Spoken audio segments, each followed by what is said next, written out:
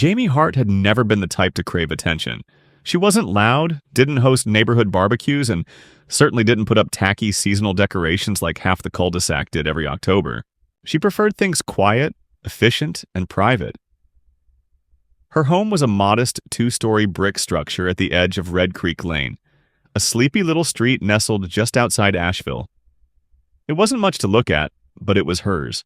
She'd bought it 5 years ago after leaving a fast-paced job in commercial audio to open a home-based recording studio. The move had been intentional. After years of working under pressure, Jamie wanted control of her space, her time, and her surroundings. She invested carefully. Solar panels lined the roof, connected to a battery array hidden in the garage, along with a backup inverter and emergency generator in case of blackouts. It wasn't just about being eco-friendly. For Jamie, it was about autonomy, being able to operate without depending on the grid or anyone else. That mindset set her apart from most of her neighbors, but she hadn't thought much of it. People kept to themselves for the most part. The few who did come knocking usually wanted to ask about her panels or drop off flyers for church events she had no interest in attending. She was polite, cordial, but she drew boundaries. Not everyone appreciated that, especially not Karen. Karen Hill lived 2 doors down, in a baby blue ranch-style house with overgrown hedges, cracked driveway, and faded pink flamingos poking out of the grass like exhausted sentries. She was in her early 60s, short, round, and loud. Always loud. Her voice had a particular shrillness to it that carried across yards and through closed windows. She used a motorized mobility scooter, though she often left it parked outside while walking around her property just fine. Jamie had met her once shortly after moving in. Karen had knocked on her door with a tray of cookies and a printed list of community expectations she'd typed up herself. It wasn't official. There was no governing board, just a handful of overbearing residents with time and opinions. Jamie had smiled, thanked her for the cookies, and ignored the list. For a while, things had been peaceful. Jamie's studio picked up clients through word of mouth, and her work became steady, even rewarding. The solar system ran like a dream, saving her a fortune in utility costs and helping her power her equipment through the summer brownouts that occasionally rolled through the area. She was proud of what she'd built, quietly, carefully, on her own terms. But in late August, something shifted. It started with her backup batteries. One night, while editing a vocal track, she noticed the inverter was running longer than usual. The batteries hadn't charged as efficiently that day, which was strange considering the weather had been nothing but clear skies and strong sun. At first, she chalked it up to normal degradation. Tech wears down after all. But the pattern repeated the next day and the next, even after she cleaned the panels and ran diagnostics. Her system wasn't failing. It was being drained. By the 5th day, she was suspicious enough to dig around the exterior of the property. At the back corner of the house, beneath the outdoor panel she rarely used, she noticed something she hadn't before. A thick tan extension cord tucked discreetly under the hedgerow, snaking away from her outlet and through a narrow gap in the shared brick partition that separated her backyard from the neighboring lot. Jamie crouched down and followed it with her eyes. The cord crossed into Karen's yard. Her first reaction wasn't rage, it was confusion, then disbelief. Was she imagining things? She unplugged the cord, coiled it loosely, and left it on Karen's front steps without a note. Maybe it had been a mistake. Maybe someone plugged it in as a temporary fix during the storm last week and forgot about it. That night, her batteries stayed full. The next morning, there was a knock on her door. Not a gentle knock either. It was the kind that said, "I'm not leaving until you answer." Jamie opened the door and found Karen standing there with her arms crossed, cheeks flushed, and the cord dangling from one hand like a captured snake. "Did you unplug this?" she asked, her tone already combative. Jamie blinked. "Yes, it was connected to my panel. That's private. I didn't authorize anyone to use it." Karen huffed.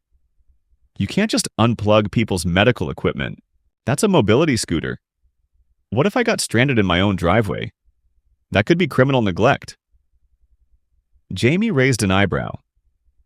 "Karen, with all due respect, you walked here without it. And that outlet's on my side of the wall.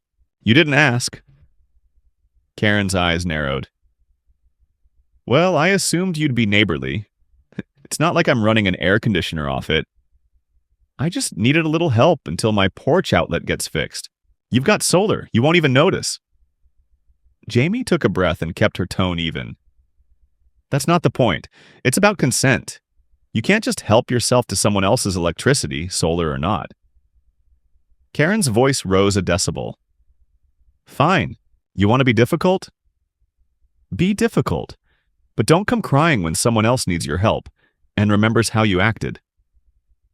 With that, she turned and waddled back down the walkway, trailing the cord behind her like a defeated banner.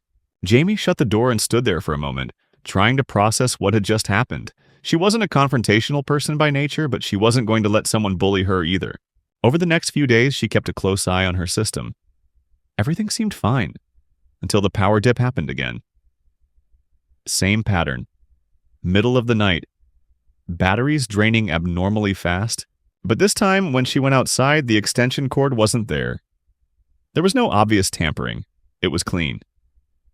She called an electrician just to be safe. The guy came out, ran a few tests, and paused in front of the outdoor panel. This box has been opened recently, he said. See the scratch marks? Somebody's been messing with your breakers. You want me to lock this? Jamie stared at the panel, a slow chill climbing her spine. Please.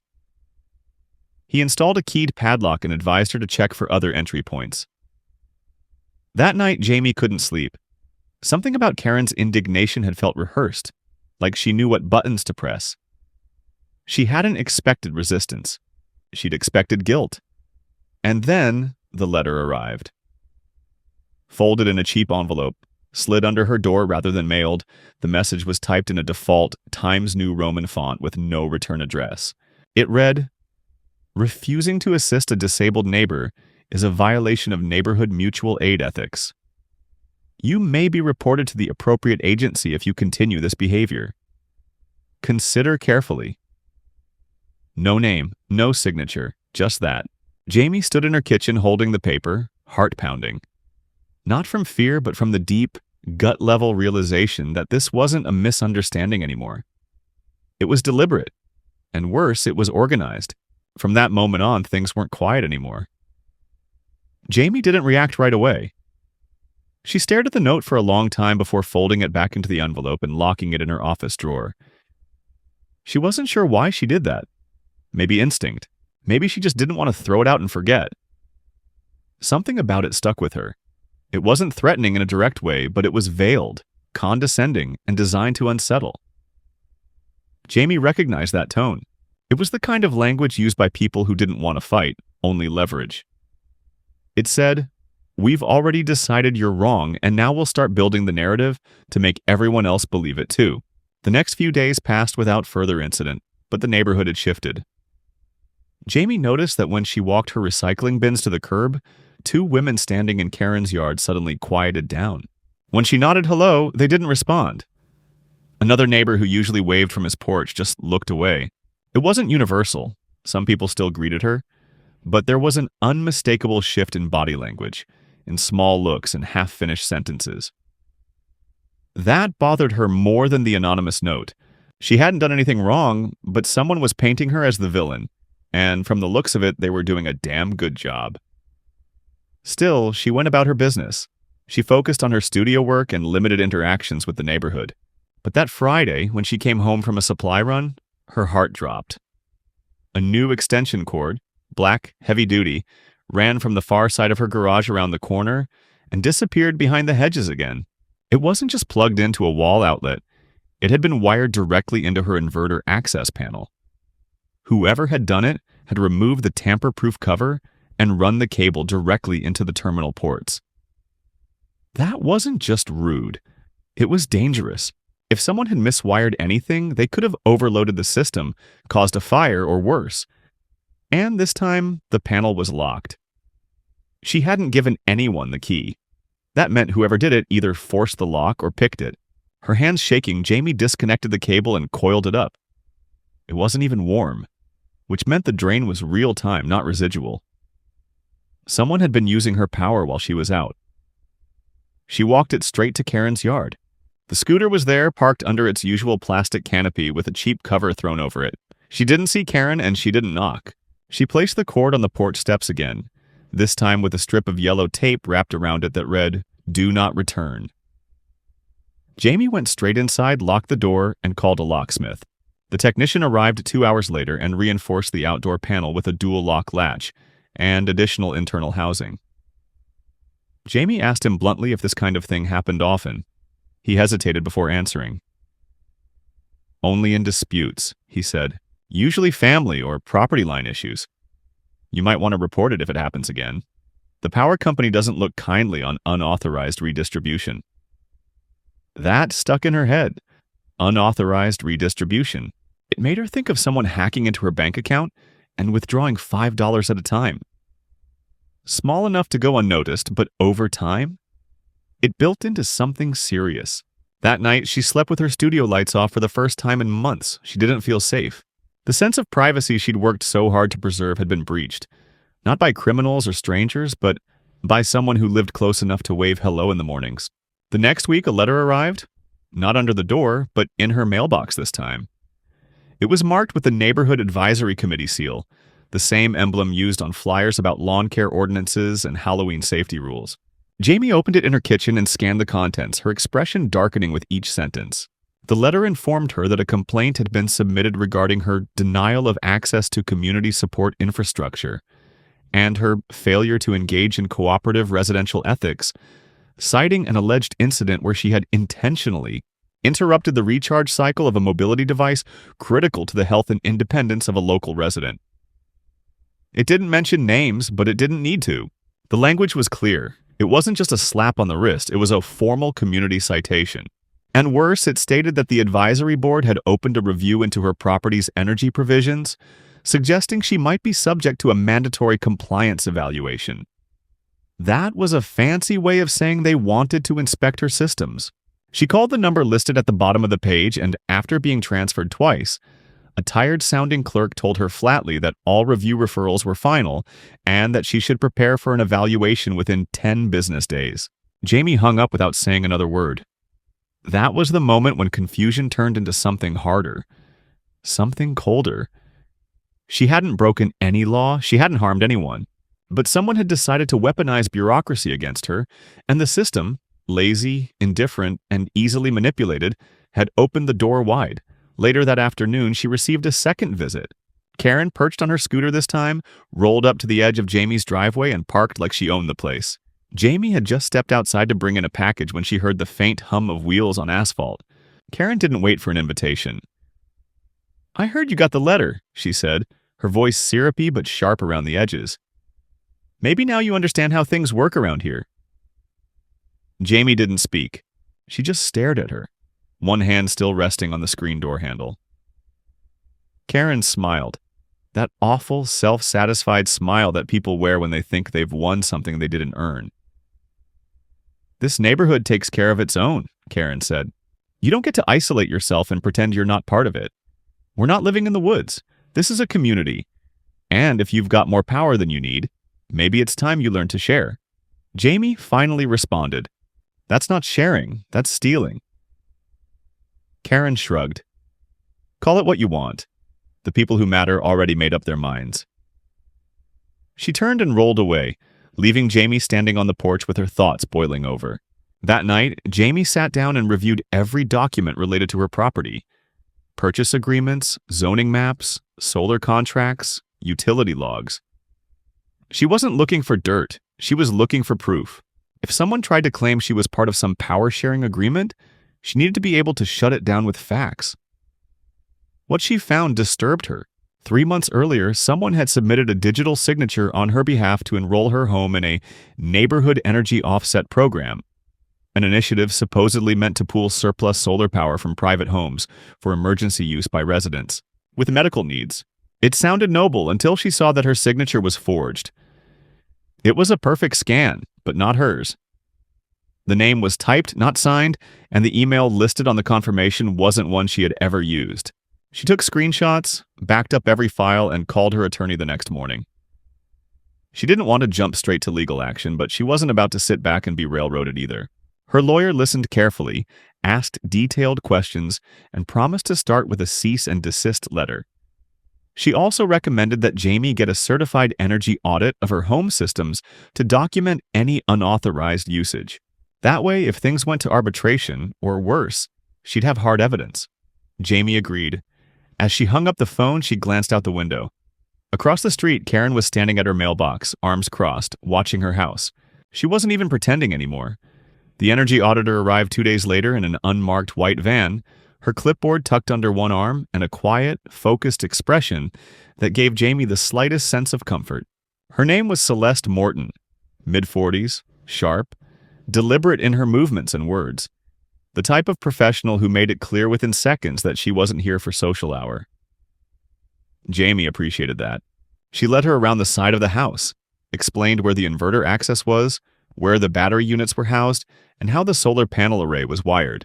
Celeste listened without interruption, asked only precise technical questions, and took photos of every component, every connection, every potential point of interference. She didn't say much, but her silence wasn't disinterest. It was calculation. Inside, they sat down at the kitchen table where Celeste reviewed the digital logs Jamie had saved. Voltage readings, usage spikes, inverter status changes, it was all there, time-stamped, meticulous. At one point, Celeste tapped her finger on a particular sequence from the week before. "Right here," she said. "This isn't normal. See that? That's a live bypass. Someone diverted current from your battery bank around your system's surge limiter. That's not something that happens by accident." Jamie leaned closer. "Is it dangerous?" Celeste nodded slowly. "If you're lucky, it just shortens the life of the batteries. If you're not, it melts them. Worst case? Fire?" The words sat heavy between them. Jamie had suspected as much, but hearing it confirmed by someone who knew what they were talking about added a new weight to the situation. It wasn't just about boundaries anymore. This was about safety, about intent. Celeste packed up quietly, promising to submit a written report within 48 hours, and Jamie saw her out, watching the van drive off with a silent kind of urgency pressing against her ribs. Later that evening, while Jamie tried to focus on editing a client track, her inbox pinged. It was her attorney. The cease and desist letter had been delivered to Karen's listed residence, but there had been no formal acknowledgement. The attorney also mentioned that the advisory committee had responded to her formal dispute with a request for community reconciliation, rather than cancellation of the complaint. That meant they weren't backing down. They wanted a public meeting. And fast. Jamie sat still for several minutes, staring at the screen. She knew how these meetings went. They weren't about fairness or facts. They were about perception, optics. Whoever spoke first usually framed the entire conversation, and Karen had clearly been preparing the stage long before Jamie even knew the show had started.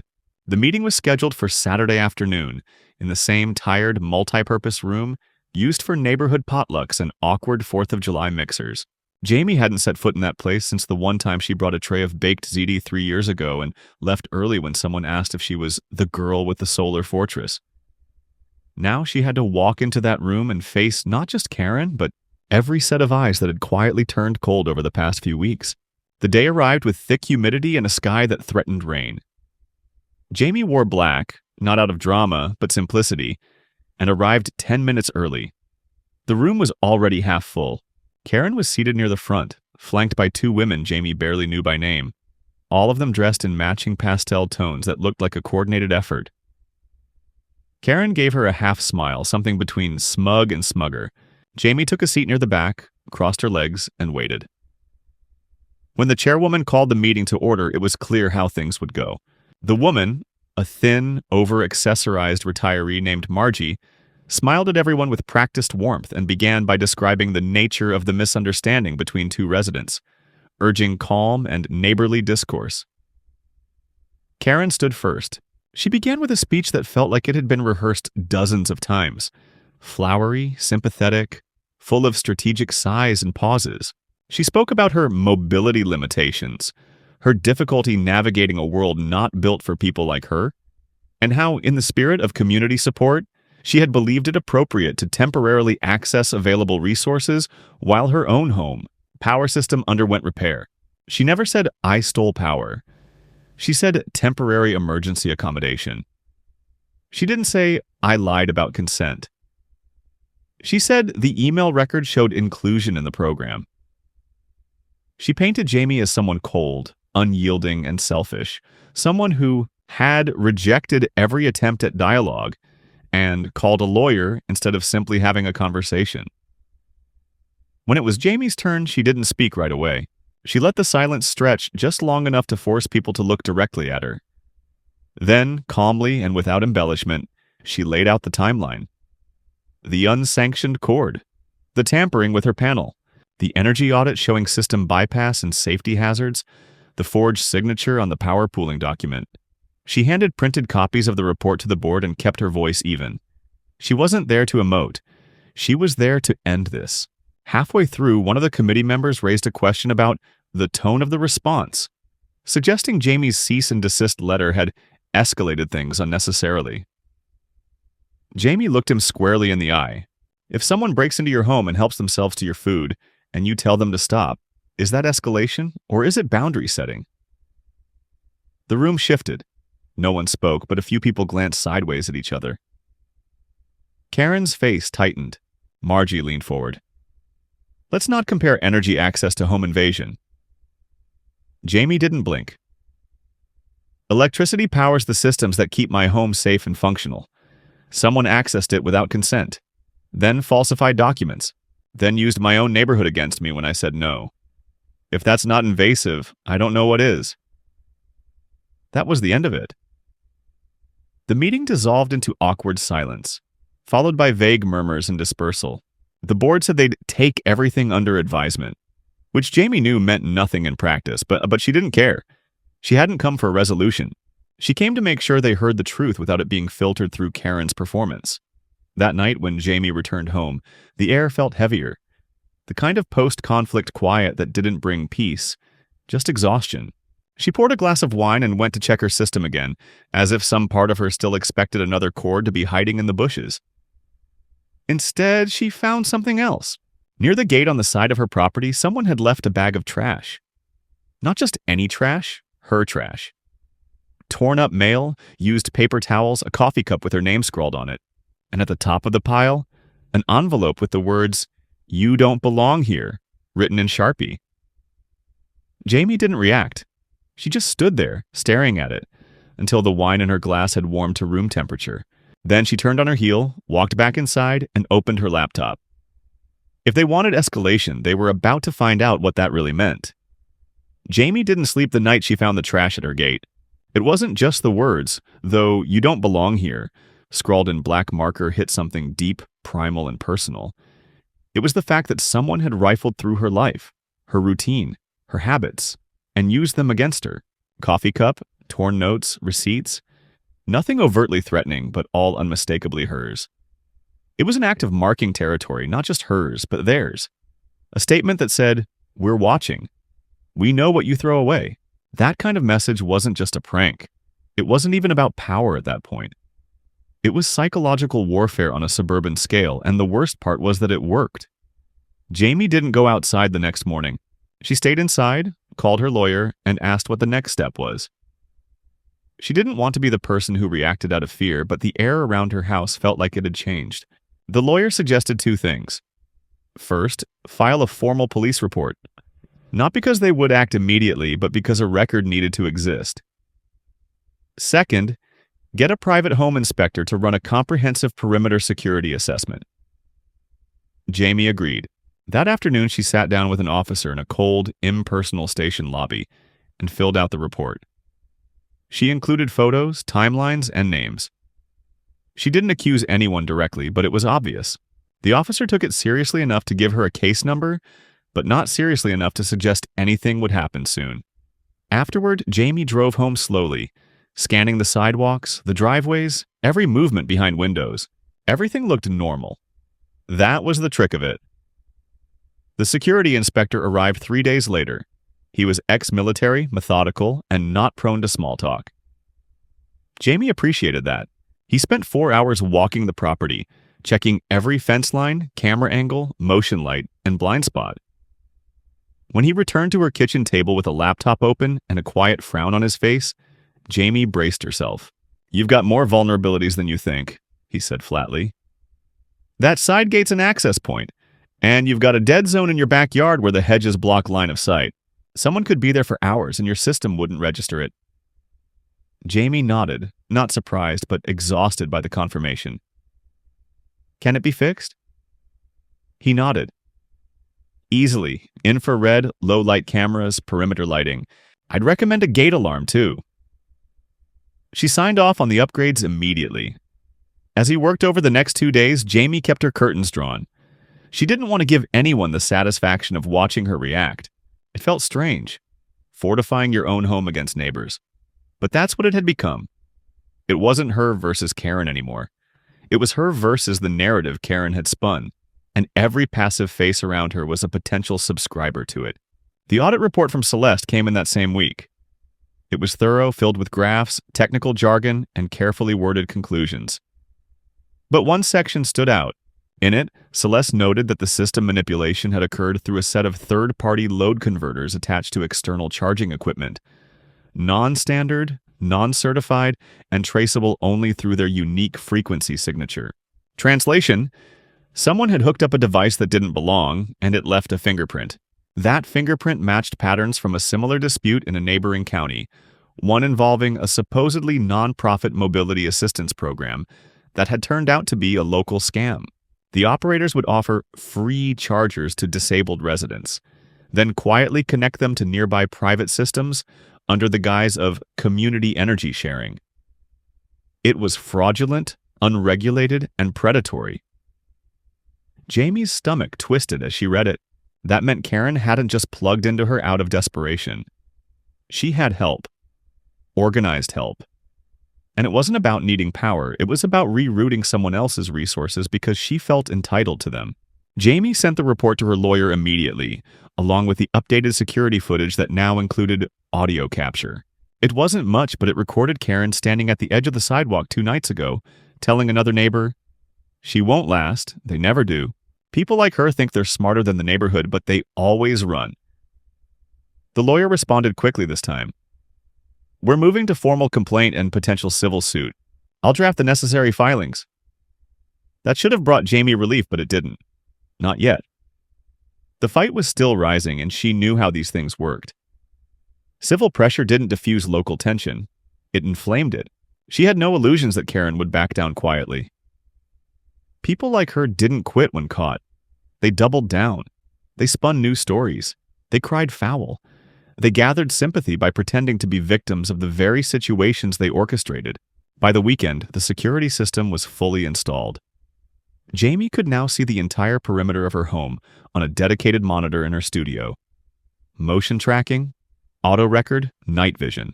She tested it several times and felt a strange flicker of power. Quiet, subtle, but steady. For the first time in weeks, she could see what approached her walls before it arrived. That mattered, but the moment of calm didn't last. Sunday morning, while drinking her coffee and reviewing audio takes, the system pinged. She looked at the screen and saw Karen again, this time not alone. A man in a gray maintenance uniform crouched at the side of her house, pointing at something in the hedges. Karen stood behind him with folded arms, giving directions. Jamie froze, adrenaline cutting through the fog of routine. The system auto-recorded. Jamie reached for her phone and called her lawyer first, then the police reporting trespassing and attempted vandalism in progress. By the time the cruiser arrived 15 minutes later, Karen was already gone. The man in the uniform had disappeared too. But the camera had caught everything. Faces, voices. The moment the man attempted to unscrew a tamper guard on one of the external ports. Jamie handed the footage over to the officer, who took it more seriously than the last one. "This could fall under attempted interference with private infrastructure," he said. "That's not small." Jamie nodded. "Can you do anything now?" "We'll file a report. Might issue a summons, depending on review." It wasn't definitive, but it was movement.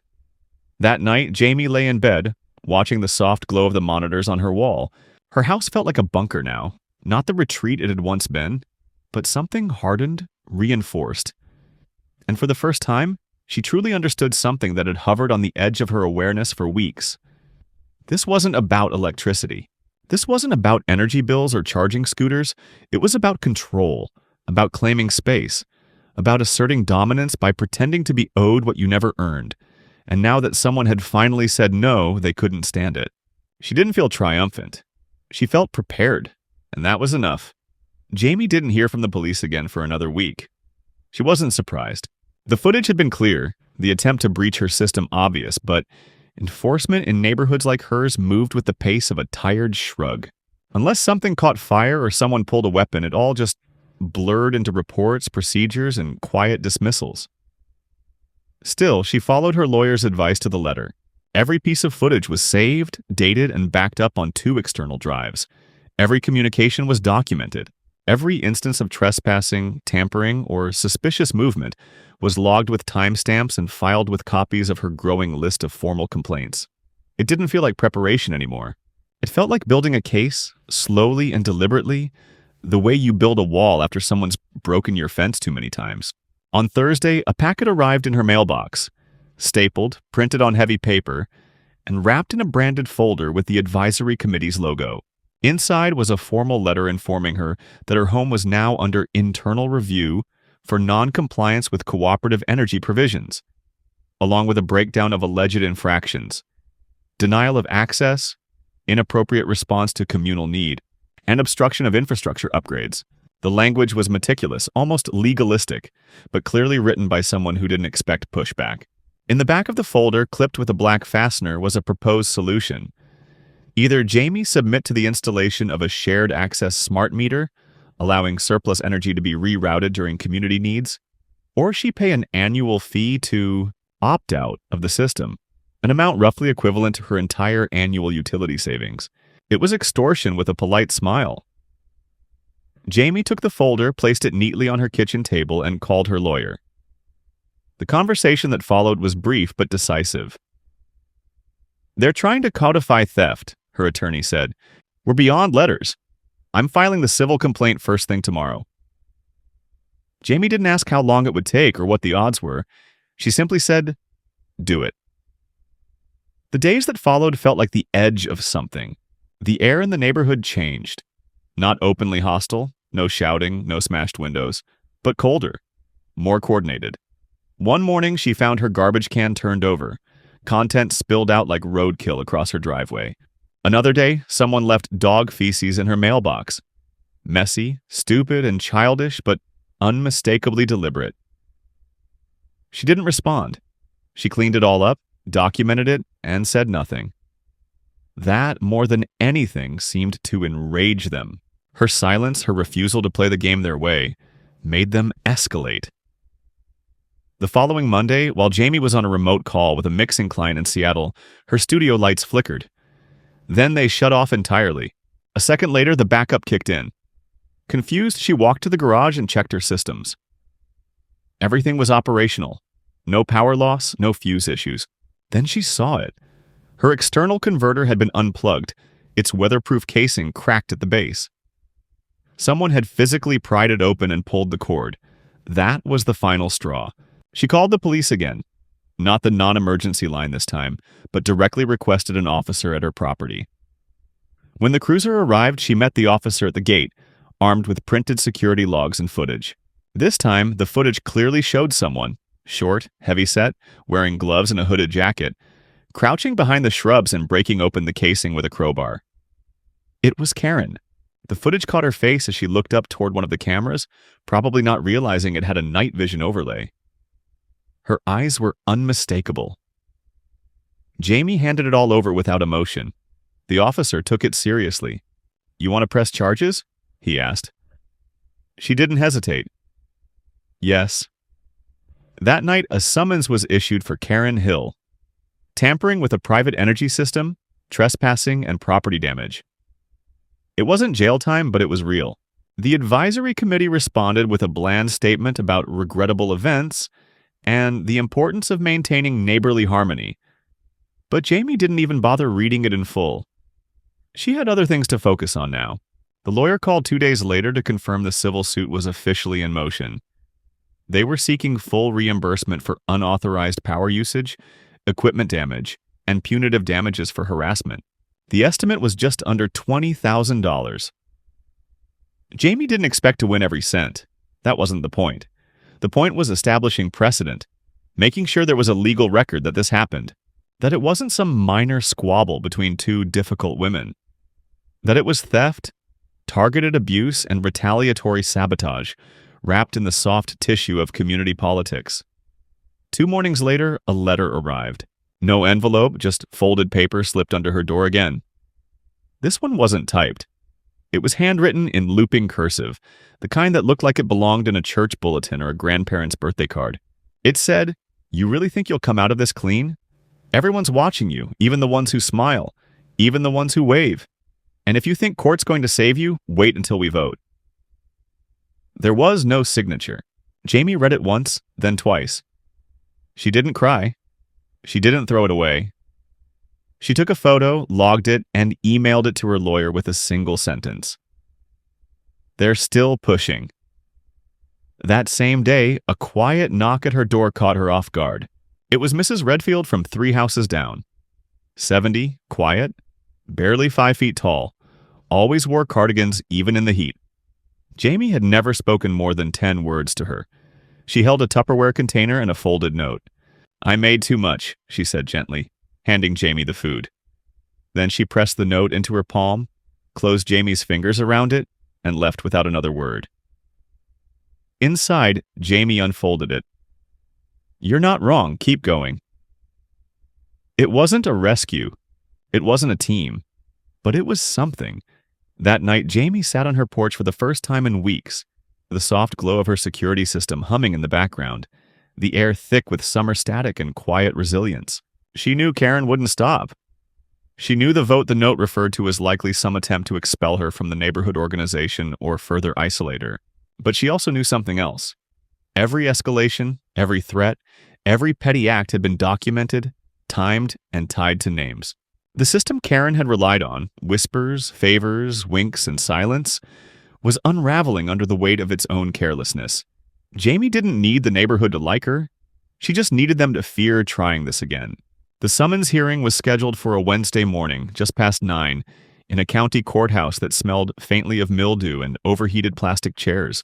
Jamie arrived early, dressed in charcoal gray with a navy blouse, hair tied back, folder in hand. Her lawyer met her outside the building and gave a small nod. No pep talk, no nervous energy, just quiet readiness. This wasn't trial by jury. It wasn't TV drama. It was administrative law, small claims, but real consequences were on the table.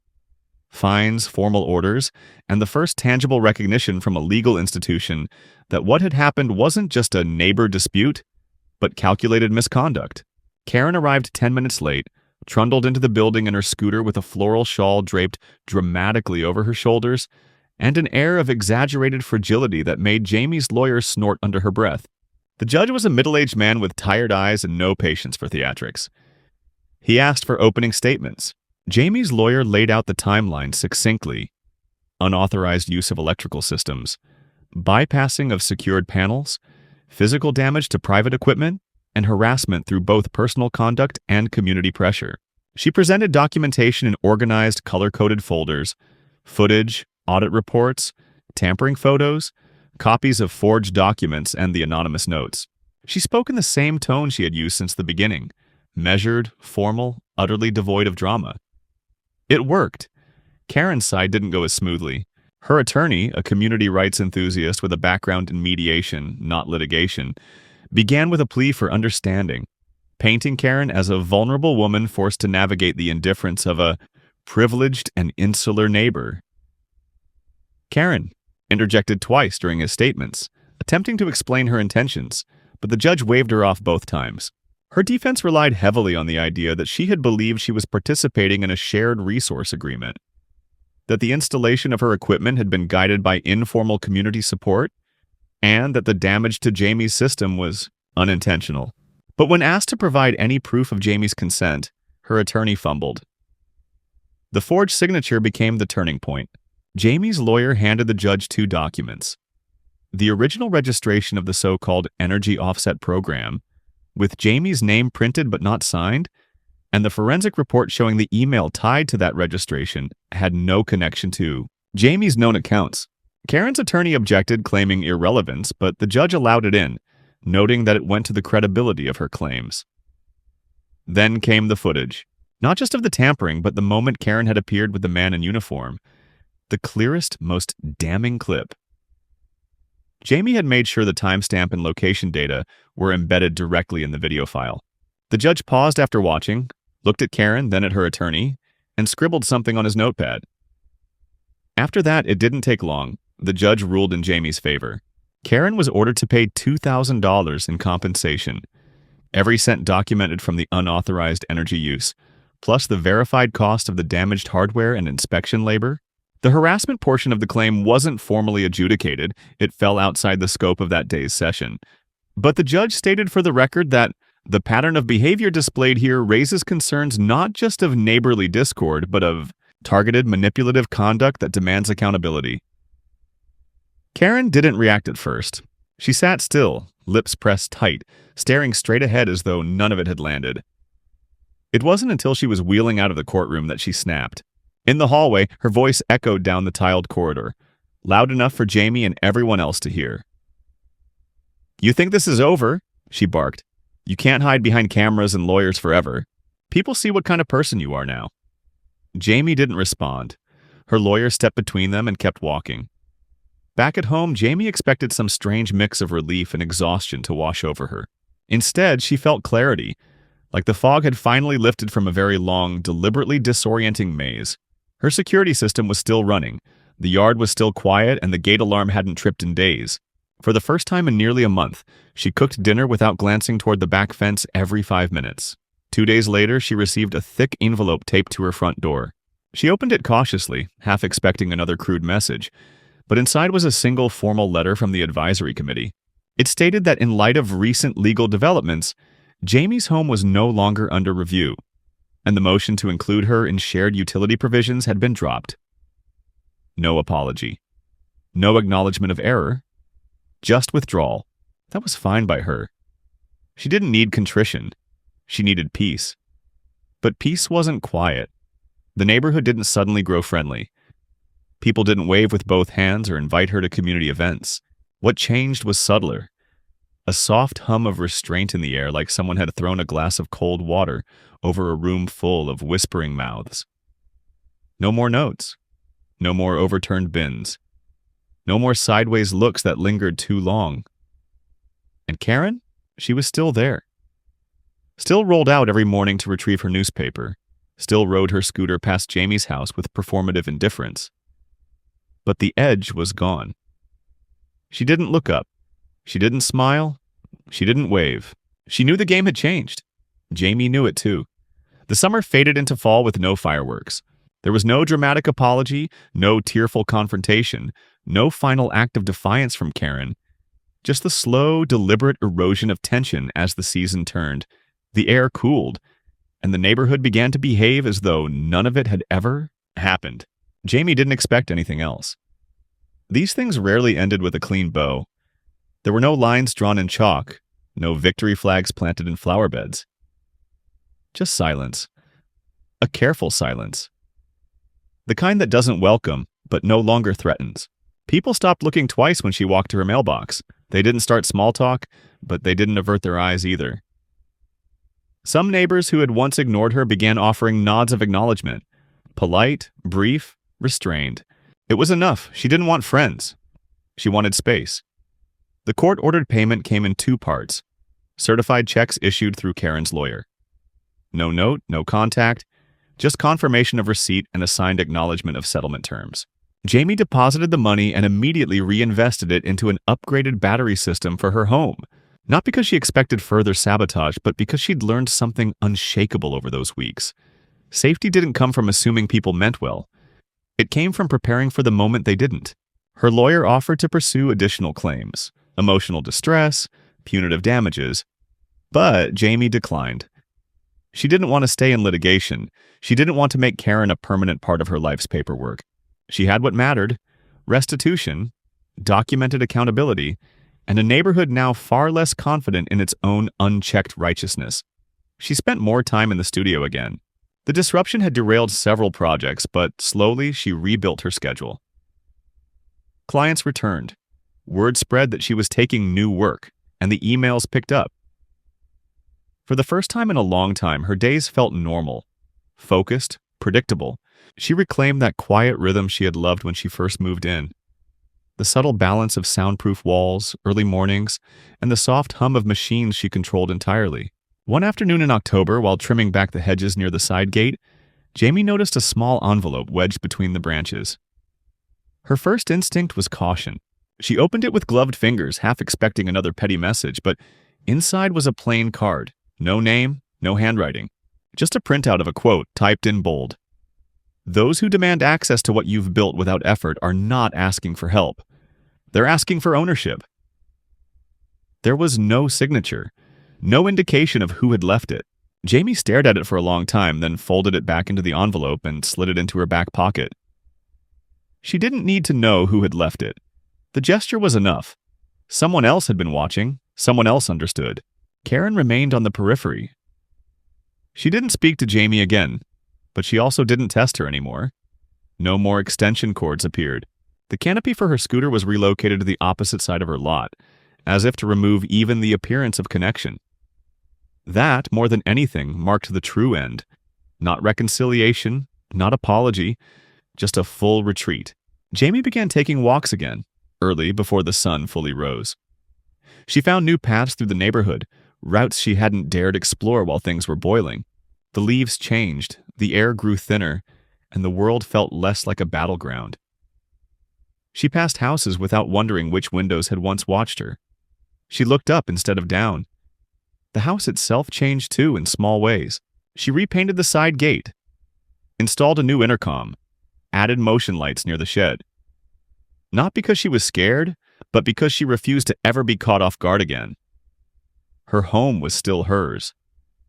More than that now, it was fortified. Not just with hardware, but with a knowledge that couldn't be unlearned. People will push as far as you let them, and boundaries are only respected when they are defended, consistently and unapologetically. And yet, even with all the tension, all the ugliness, something unexpected had taken root. A kind of resilience she hadn't realized she was capable of. Not the type that comes with shouting matches or social media battles, the kind built in silence, in patient record-keeping, in standing firm while everyone else insists you're overreacting. She learned how to outlast pressure, how to respond without being baited, and how to let evidence speak louder than emotion. That wasn't just survival. That was growth. By winter, the incident had become something of a cautionary legend among the neighborhood. Whispers passed carefully now. People asked before assuming. No one plugged anything into anyone else's system again. And when someone mentioned Jamie's name in meetings, they did so with measured tones. Not fear, not reverence. Just respect for the woman who hadn't flinched. And that, in the end, was enough.